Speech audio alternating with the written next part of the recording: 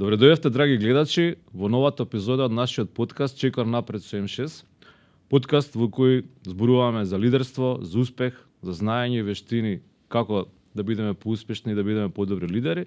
И сето тоа го правиме низ разговор со успешни луѓе кои ни даваат различни погледи на тоа како, што е успехот, како се стига до успехот, што е лидерство. И тоа е вредноста, една од вредностите на нашиот подкаст. Денеска наш гост е на исто еден таков лидер, успешен човек од финансискиот сектор, со долгогодишна успешна кариера во банкарството пред се, лидер кој успева во една доста регулирана индустрија како што е банкарскиот сектор да гради успешни тимови и да ги трансформира организациите во кои работи. Му велам добре дојде денеска на Тони Стојановски, генерален директор на НЛБ банка и долго време во банкарскиот сектор. Веројатно за повеќето гледачи кои се барем од бизнес секторот, Тони им е добро познат.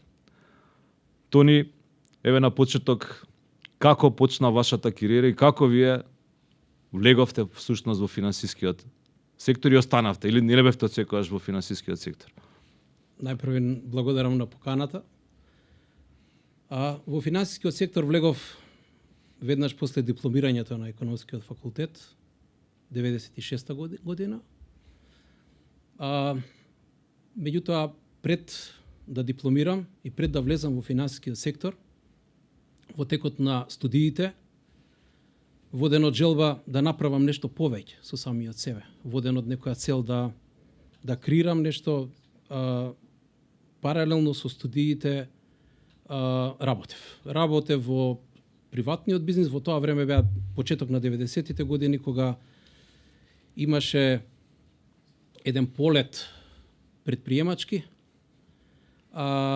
Се занимавав со трговија, со прехранбени производи. Некаде во текот на студиите, 93-та година, регистрирав и своја фирма.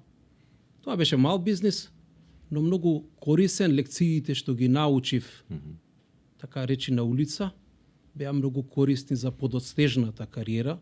Лекциите во релациите со луѓето, лекциите да испорачаш нешто, лекциите да процениш ситуацијата и така. 96-та на почетокот дипломирав на економскиот факултет и се укажа можност по еден објавен конкурс во Народната банка од 1 јули 96 година да ја почнам кариерата таму. Значи до 1 јули оваа година 30 години вкупно. Да, тоа е интересно кај вас. Вие од Народна банка, што во тоа време, значи 90-тите години, да речеме, беше некое мнение општо дека добро е и сигурно да работите во фирма што е под капа на државата. Народна банка не е фирма, но е институција државна, така да кажам. Како се решивте од Народна банка, што тогаш важеше за се уште важи за сигурна работа со потенцијал за кариера, да преминете во комерцијално банкарство, да речеме? Преминот во комерцијално банкарство се случи некои 13,5 години после мојот влез во Народната банка. Значи се случи во 2009 година, кога бев поканет од Националната банка на Грција и Стопанска банка да се придржам на менаџерскиот тим. И тоа беше период кој што навистина представуваше предизвик.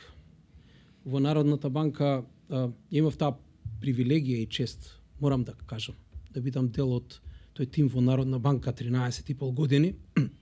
Имав можност да научам многу.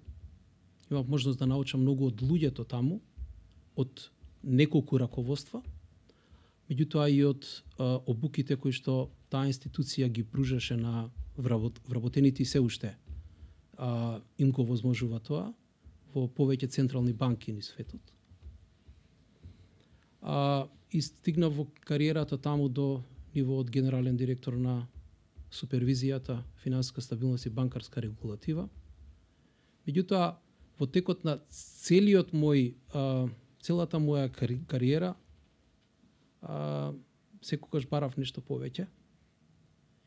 И понудата за да преминам во една голема банка, акционер со репутација, една групација голема во тоа време и се уште, се разбира.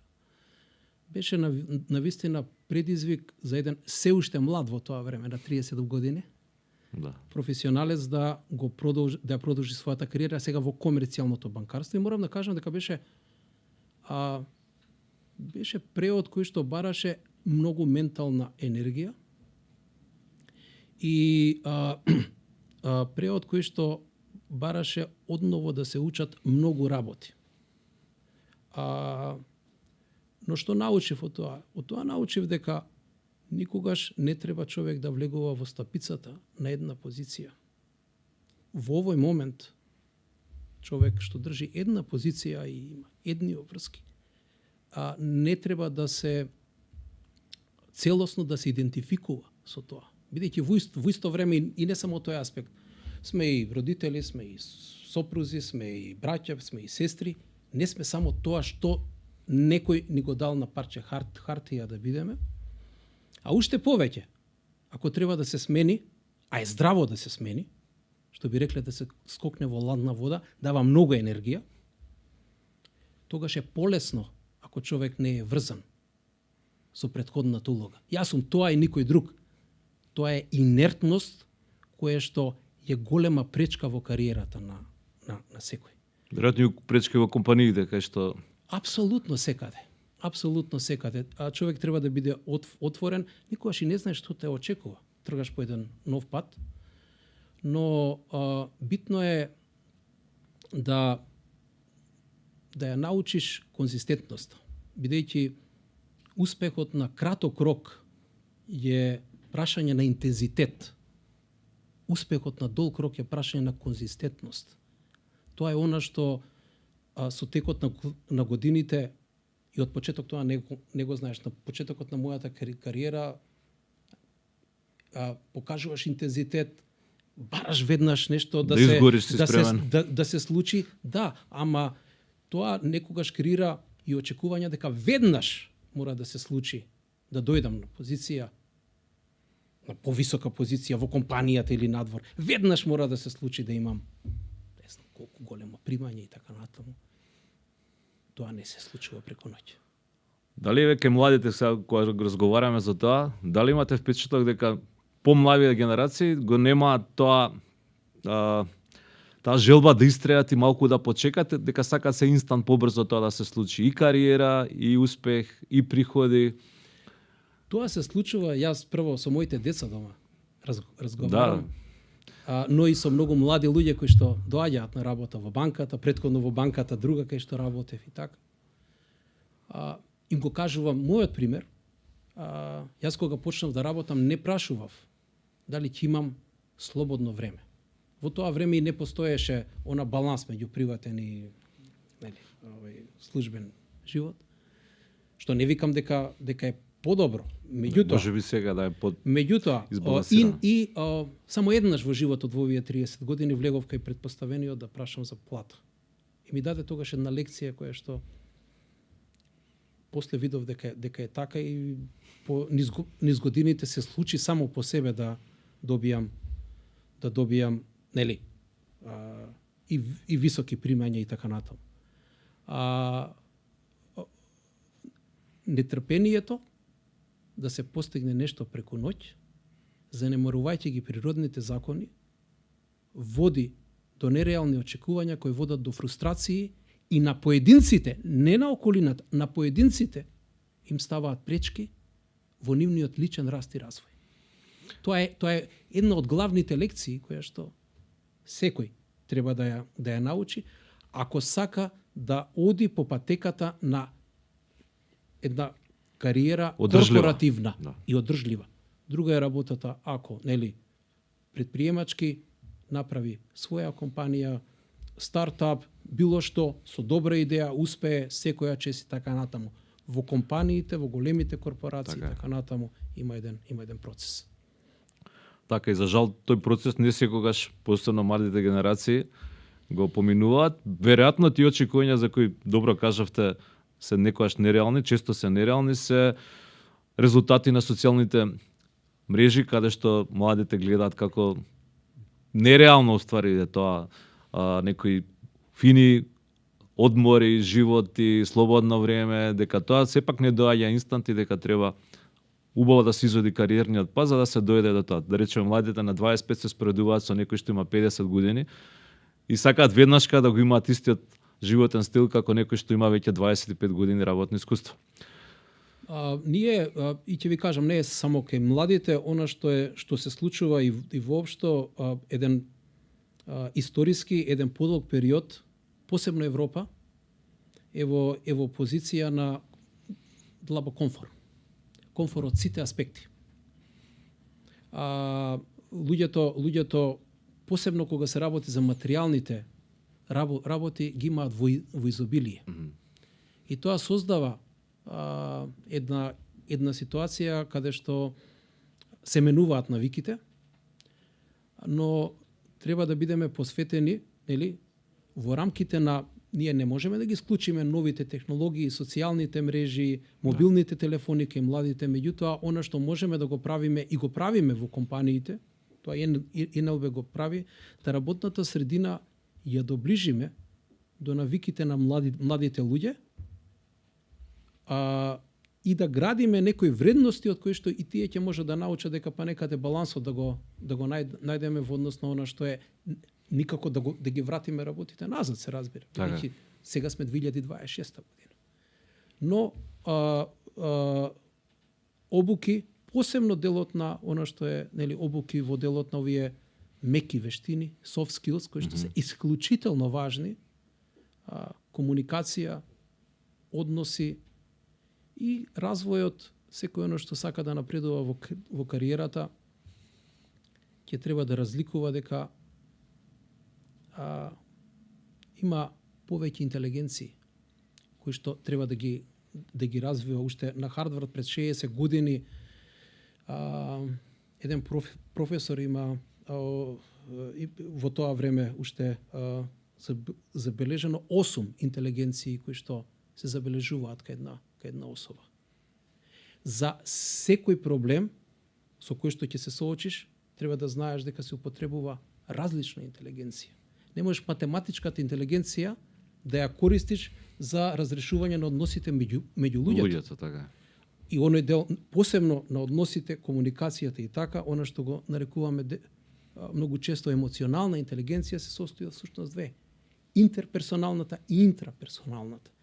И на преку развојот на ова што е soft skills, обуките во тој дел, секој човек треба за себе, ако сака личен раст и развој, да го напредува многу овој дел. И веројатно тоа ќе не разликува понатаму од вештачката интелигенција, која е она математичка интелигенција сигурно ќе има подобро од било кој човек на планетата. Тоа е се уште еден дел кој што се уште ни е непознат, меѓутоа во секој случај отвореноста за секојдневно учење ќе не одржи на професионалната сцена. Тоа, колку и да звучи веќе како клише, не смее да се заборави. Така е.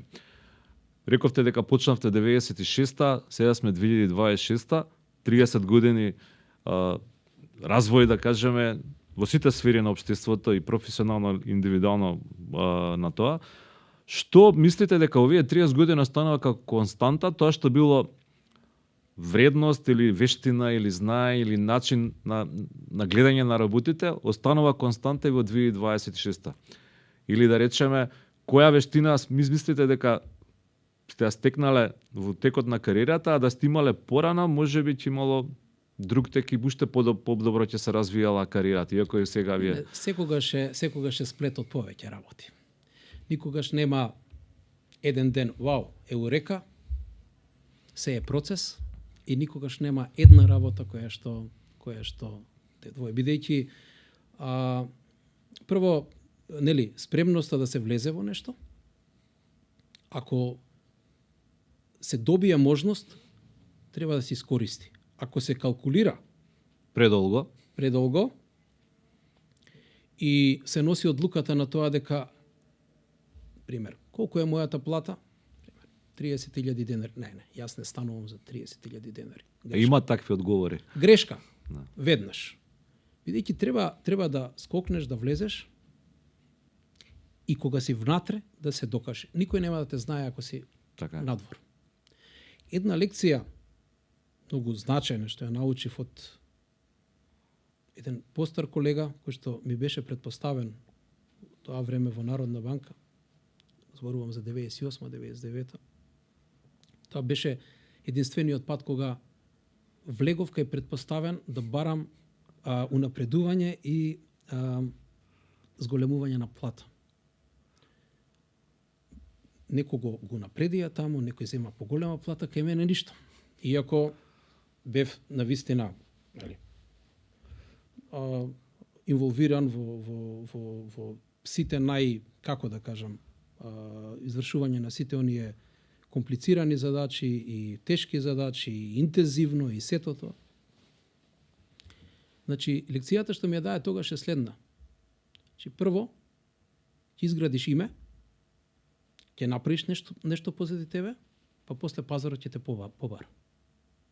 Сакаш тука, сакаш надвор, а до тогаш ќе мораш да разбереш дека има некои корпоративни правила кои што можеби се очувствуваш онеправдано сега, меѓутоа едноставно тоа е така, не можеш да биде поинаку. И навистина во тој момент човек не може да го разбере тоа, меѓутоа една деценија после тоа некој ти се јавува, ти вика дали сакаш да бидеш генерален директор за ризици на една од најголемите банки во Македонија, без да бараш ништо.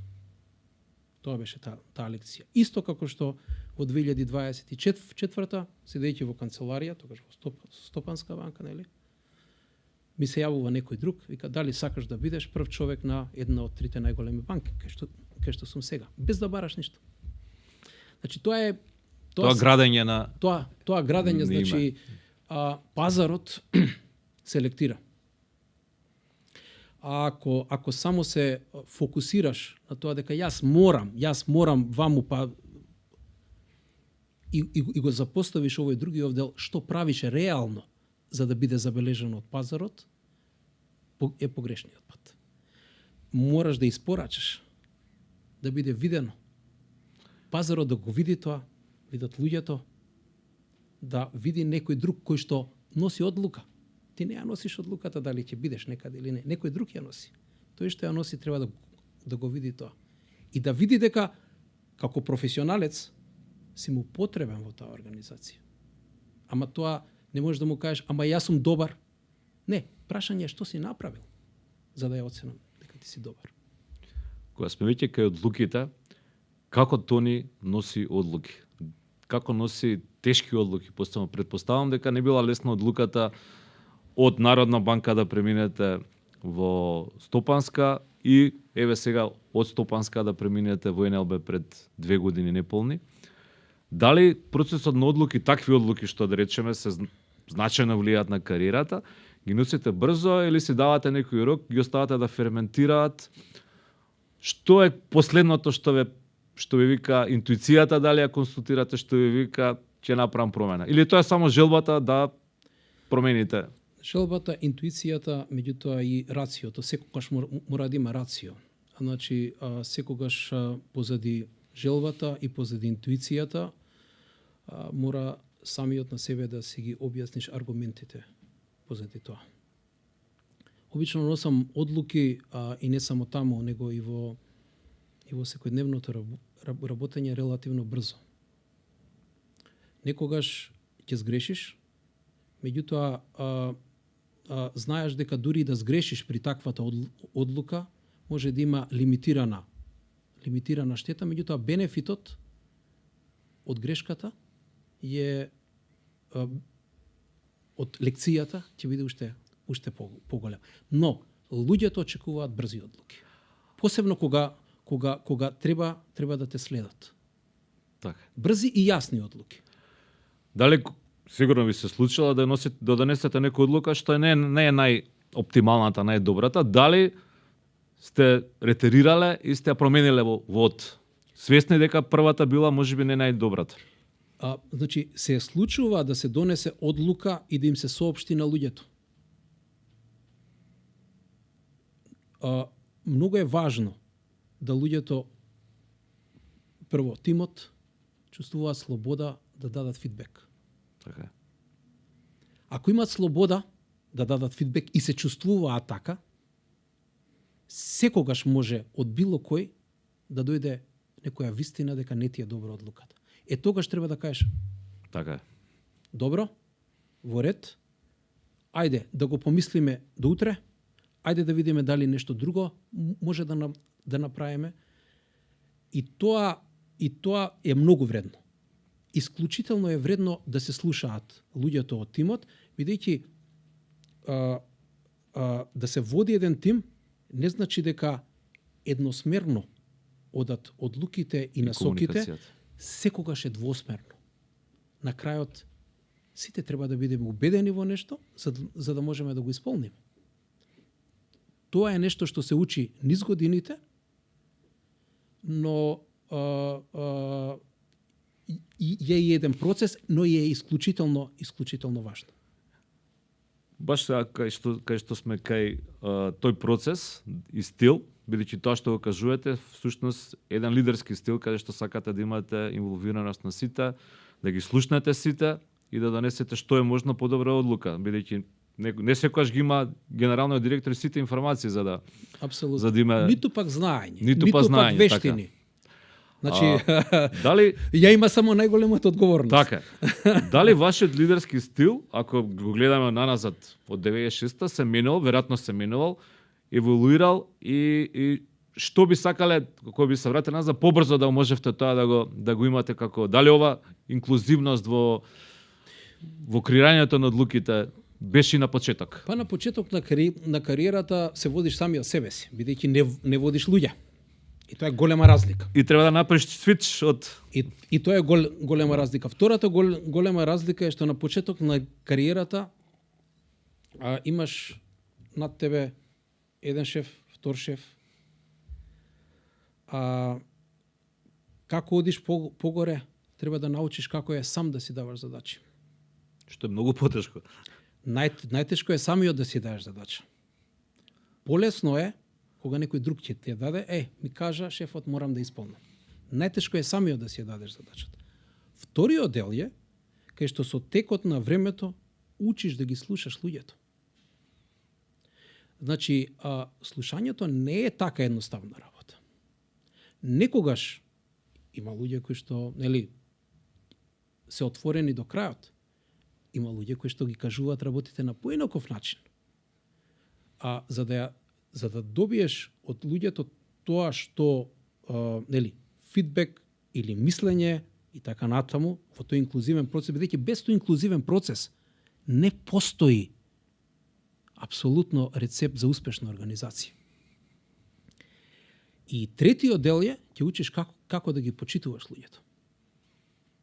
Значи не е доволно да ги почитуваш, туку начинот како да ги почитуваш за да се почувствуваат почитувани, бидејќи само такви можат да бидат корисен и продуктивен дел од екипата. И тоа е нешто што го учиш со години.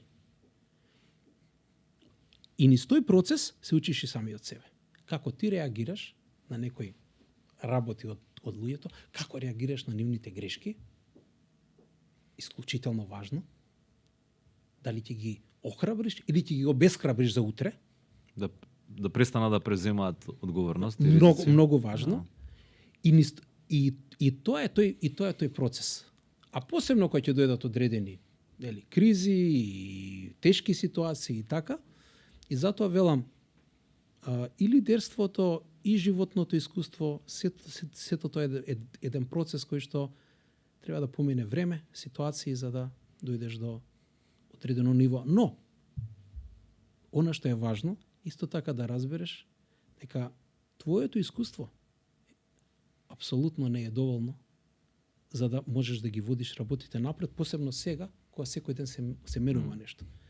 Бидејќи како доаѓа една нова работа, процесот учење каков е, пробува мозокот да ја препознае и да ја поврзе со нешто што веќе го знаеш. Меѓутоа има многу работи што не си ги видел. Нема ништо со претходното. Да. И сега мораш да знаеш, и тоа важи за секого, многу е важно да влезе во една зона кај што ќе почувствува збунетост. Има еден автор, Ентони Робинс, вика, кога ќе почувствувате збунетоста од нешто ново, славете го тоа, бидејќи тогаш учите. Излегувате од комфортна Значи, зона. мораш да излезеш од комфортна зона, да поминеш ни тој процес на confusion, за да дојдеш до clarity, до јасност на нешто што значи, нели, и ново сознание. И само така растеш. Тоа значи дека требате да бидете желни да внезете во нешто ново и тоа е поврзано со љубопитството. Дали љубопитството е карактеристика што исто е својствено за лидери? Апсолутно. Талент, Апсолутно. посветеност во работа, но и љубопитство веројатно треба. Љубопитство, да. Океј, како е ова?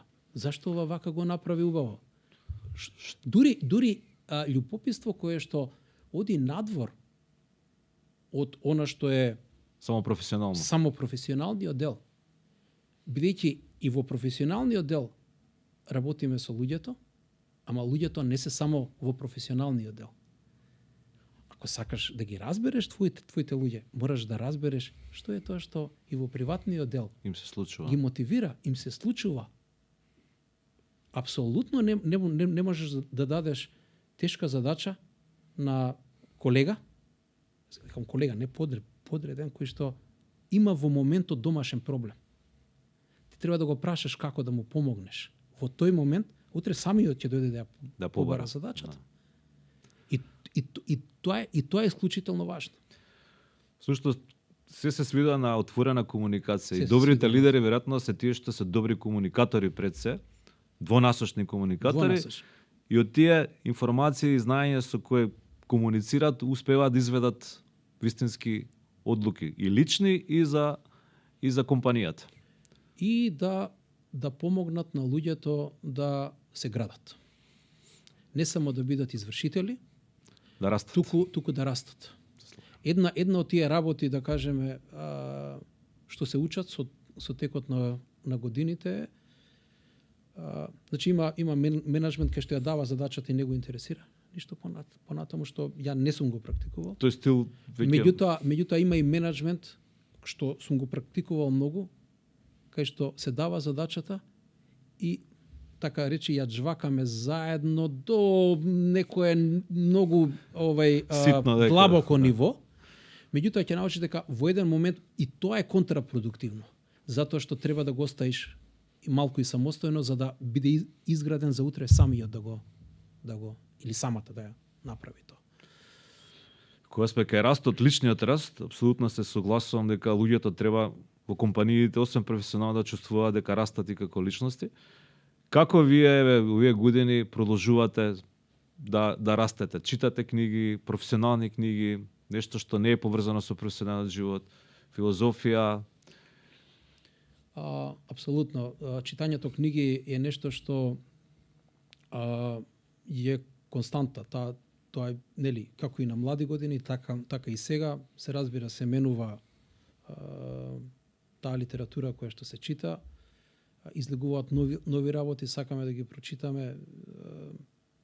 Многу често после прочитана книга или дел од прочитана книга се ова таква енергија, инспирација, нов поглед на нешто. Нов поглед на нештата, некои агли таму што никогаш човек не можел да ги види. Многу е важно да посебно и во текот на кариерата, додека човек се гради, биде во средина каде што има попаметни луѓе од него. Така е. Преку секојдневната комуникација учи од нив. Многу е важно овај дел на слушањето и кога човек е на врв на една организација да може да ги слуша и колегите околу, зашто и така се учи. Практикувам и тренинзи. Минатата година имав неколку многу корисни тренинзи на Бледската школа. Прекрасни. Некои онлайн семинари и така натаму, но сега, да кажеме, технологиите ни обезбедуваат можност секаде и во секое време да ги слушнеме оние што се најпаметни во светот. Да, не мора ни да одите пример, на семинар. Возиме некаде или возам сам. некаде приватно, службено, без разлика. Саат и пол. Аз на YouTube можам да ги чујам најдобрите банкари во светот, најдобрите лидери. Дава тоа инспирација. Многу работи може да се чујат. Некогаш требало да се отпатува во Њујорк да се чуе еден. Така, еден сега таков може човек. онлайн се. Сега на патот Скопје према Гевгелија граница можеш да го нели И во бесплатно кола, тоа и се. бесплатно иде тоа, да. И така да неограничени се можностите за учење и човек нели има време и да се слушне и музика и да се поразговара со, меѓутоа половина сат да во текот на денот да човек се посвети на тоа и тоа е една навика која што Така. се обидувам да ја одржувам од повеќе извори. Дали тоа значи дека вие всушност исто инвестирате и во вработените, ги пуштате на обуки, семинари, професионални, па дури нешто што не се професионални, некои лични вештини да стекнат, soft skills да кажеме, може да ги користат и во приватниот живот. Дали инвестирате и во стопанска и во НЛВ, бидејќи мислам дека е тоа многу важно и многу компании тоа го гледаат само како трошок, а не ги гледат бенефитите од тоа што низ тие тренинзи и семинари се трансформираат и нивните вработени.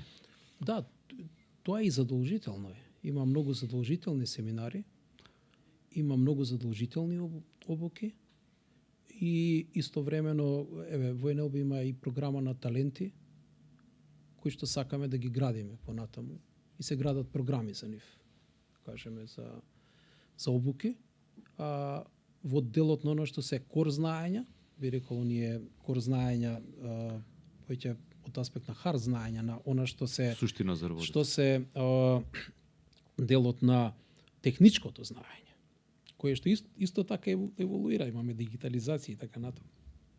И во меките вештини исто така, а истовремено значи и тоа е добро што групацијата во целина многу го практикува тоа, го негува и го потикнува. Имаме и лидершип состаноци на кои што нели може да се направи брейнсторминг, да размениме мислења, да размениме идеи, да размениме погледи, што многу помага во секојдневното работење. Но градењето на луѓето е еден од клучевите за нели еден подолгорочен успех, она што реков и конзистентноста за успехот на подолг рок. Еве, за крај, која порака би ја дале на младите луѓе што допрва почнуваат кариера, независно дали се во финансискиот дел, во индустријскиот дел, производство или во било која услужна дејност? Дел од разговорот веќе вие кажавте што треба да биде една од работите конзистентност, истраеност и да се инвестира во себе само, и во себе не само во професионално, туку и лично.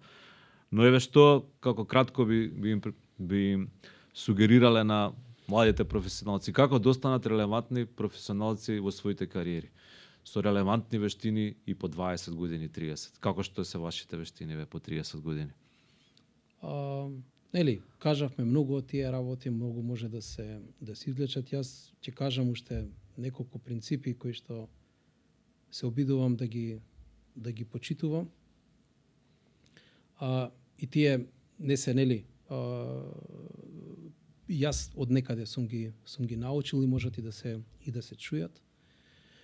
Прво, секој мора да има зацртана цел во животот. Дали е тоа цел краткорочна, што сакам да направам денес, за овој месец, за оваа година, самиот со себе. И борбата со самиот себе е уствари и најтешката. Не е борба со околината. Се расте со борбата самиот со себе. Вториот дел или вториот принцип е тоа што го работиш во моментот, работи го најдобро што знаеш. Било која професија, дури и оние најобични професии кои што треба да ги почитуваме сите, се разбира. Ако ја работи добро таа работа, ќе биде баран. И третиот дел, исклучително важен, може би во нашево современие може да звучи малку идеалистички, не знам, меѓутоа е исклучително сериозно и важно. почитувај ги луѓето.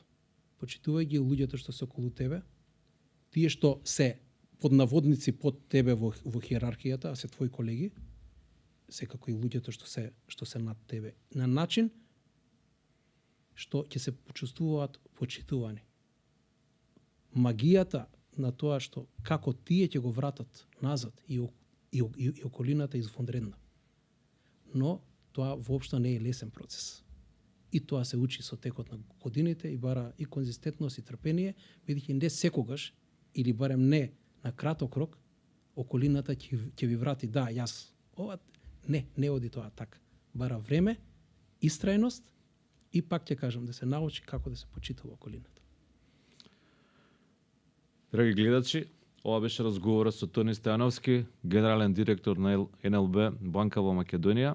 Навистина беше чест да се слушнат неговите размислувања и задоволство, бидејќи барем според мој вкус, навистина ги одразува искрените и негови погледи на тоа што е лидерството, кои верувам дека се навистина клучни за идните лидери. А пред се тука веројатно и тоа што може да се сумира дека треба да имате социјална интелигенција, емотивна интелигенција, да ги разберете луѓето околу вас и од тоа од тие информации, со тие вештини што ќе ги имате да донесете најдобри одлуки за вас лично и за вашите професионални кариери. Благодарам, Тони, за денешното гостување. Верувам дека гледачите ти извлечат многу корисни погледи од вашето излагање. Барем мене ми беше навистина задоволство овој разговор и верувам дека ќе се видиме и во некоја друга прилика. Секако.